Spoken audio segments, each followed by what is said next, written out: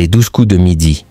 Émilien pris pour cible, Jean-Luc Reichmann, proche d'une trêve Émilien, a été pointé du doigt dans l'édition de l'émission Les 12 coups de midi, ce jeudi 8 mai 2025 sur l'antenne de TF1.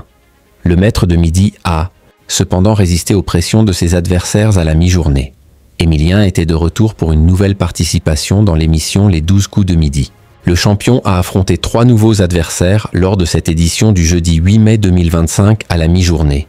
Et il les a tous éliminés, sous l'œil de Lola Dubini et de Stomy Bugsy, présents pour parler de la fin de la saison 12 de la série Léo Mattei, Brigade des mineurs.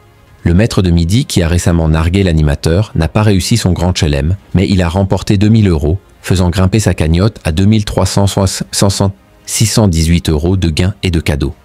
Les 12 coups de midi, Émilien exaspère les invités Émilien. Maître de midi depuis plus d'1 an et demi, a été défié lors de cette édition du jeudi 8 mai 2025 sur l'antenne de TF1.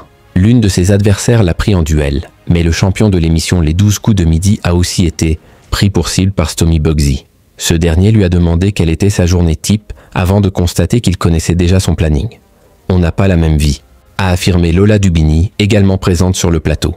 Dans les premières minutes de l'émission, Émilien a demandé à Jean-Luc Reichmann si, en ce jeudi 8 mai, il ne serait pas temps d'enterrer la hache de guerre avec sa belle-mère à l'occasion de l'armistice.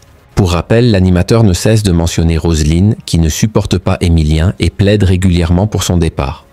Jean-Luc Reichmann, solide comme un rock-set, édition de l'émission Les 12 coups de midi, a réuni en moyenne près de 280 millions de personnes ce jeudi 8 mai 2025 entre 11h50 et 12h46, soit 34,9% de part de marché auprès des 4 ans et plus.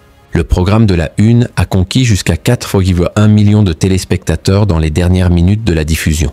Sur les cibles commerciales, le programme a fédéré 30% des femmes responsables des achats de moins de 50 ans et 28% sur les 25-49 ans. Sur les jeunes, le rendez-vous quotidien a amusé 32% sur les 15-34 ans et 32% sur les 4-14 ans.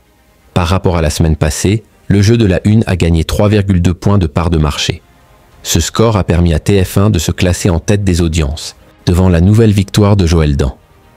Tout le monde veut prendre sa place.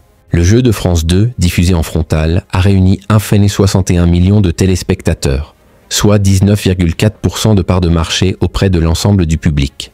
Les 12 coups de midi est à retrouver quotidiennement à 11h50 sur TF1.